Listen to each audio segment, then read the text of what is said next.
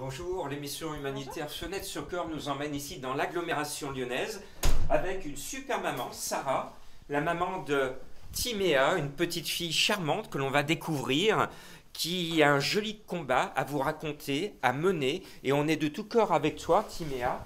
Bonjour Timéa, et avec ta maman, on va essayer d'expliquer un petit peu ton joli combat, ce qui te touche et tes espoirs surtout. Alors pour bien comprendre qui tu es, Timéa, on va demander à ta maman, Sarah. Alors, cette problématique, ce doute, cette angoisse remonte déjà pendant ta grossesse. Alors, qu'est-ce qui s'est passé et quelles ont été les premières alertes? Alors en fait, effectivement, aux alentours de 5 mois de grossesse, à l'écho de morphologie, c'est avéré que pendant une échographie, que Timéa était en dehors de la courbe de croissance et avec un gros retard. Donc quelques semaines après, ils m'ont demandé de pouvoir retourner voir d'autres professionnels et avec du matériel plus poussé pour voir un peu plus ce qu'il en était. Et à ce moment-là, ils ont préféré qu'on passe par d'autres examens, donc c'est-à-dire tout ce qui est amyosynthèse, un scanner, etc., etc. Donc j'ai été un peu vagabondée sur tous les hôpitaux qui pouvaient exister à ce moment-là. Et donc voilà, un premier diagnostic a été posé par l'hôpital de Necker durant la grossesse. Alors Sarah, pour qu'on comprenne bien, quel est le diagnostic qu'on t'a donné pour Timéa? Pour faire bref, donc il y a un médecin qui me disait écoutez, on va attendre qu'elle naisse, Timéa, et on fera un examen plus tard. Et d'autres médecins qui me disaient qu'il fallait faire partir ou interrompre ma grossesse parce que vu qu'ils étaient un peu dans l'inconnu, ils avaient peur de l'avenir en fait. Oui. Et du coup, bah, en fait, on a été un peu sur deux. Enfin, on avait un peu on était entre deux chaises, du moins. Bref, donc un autre médecin est intervenu à ce moment-là, parce qu'effectivement, on en a vu beaucoup. Oui. Et il nous a dit non, non, mais stop là. Si vous voulez, on ne fait pas partir un enfant de petite taille. On va voir ce qu'il en est. Et on va attendre qu'elle naisse. Et puis, à ce moment-là, on avisera. Et c'est à ces 3 mois de vie, effectivement, que Timéa a subi une radiographie de son Oui. squelette intégral. Avec un nom d'une maladie orpheline très rare qui va être communiquée. Alors, quelle est cette maladie? Elle a bien une chondrodysplasie métaphysaire, Timéa, donc le syndrome de McCusick. C'est-à-dire que au niveau de ses symptômes, hormis effectivement sa petite taille, elle a aussi un squelette déformé, plus précisément au niveau des humérus et fémurs en fait. Ce qui provoque des douleurs mais chroniques. Euh, Après Timéa, en plus de ça, c'est-à-dire que on est très content parce qu'elle marche de plus en plus.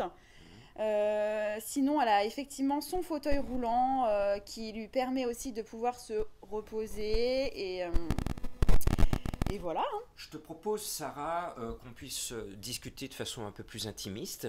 On va côté cuisine, si tu le veux bien. Très bien, on y va. Allez, Sarah, il faut qu'on cause de cette problématique. Alors, c'est difficile. J'ai besoin que tu te confies un petit peu à ceux qui ne connaissent pas cette maladie et surtout confier qu'il y a un autre problème. Ce sont des syndromes en plus de cette maladie orpheline. Alors, quels sont ces syndromes? Alors, du coup, en fait, ce qui se passe, c'est que, de toute façon, dans tous les cas, les médecins, vu que c'est une maladie orpheline rare, nous ont dit que, pour être honnête, vivez au jour le jour avec Timéa parce qu'on ne sait pas ce que demain est fait. Donc, du coup, nous, on vit au jour le jour, pour être honnête. Mais seulement, la maladie, des fois, elle la décide autrement. Et du coup, il s'avère que plus on avance et plus on découvre des syndromes. C'est-à-dire que là, elle a eu une découverte de syndrome en plus de son anisme. Ils ont des noms, ces syndromes, des noms compliqués. Comment ils s'appellent et quels sont les symptômes qui touchent Timéa au quotidien avec des souffrances? Tout à fait. Alors, dans un premier temps, c'est ceux de sa petite taille, hein, qui fait que, du coup, eh bien, c'est ce que je disais tout à l'heure. En fait, elle a des douleurs récurrentes, avec des crises, hein, je dirais, de douleur même. Hein, voilà, hein, donc, elle se roulait par terre. Ensuite, elle a constamment, du coup, besoin d'aide, parce que, ne serait-ce que pour l'école aussi, c'est une école qui est quand même aménagée.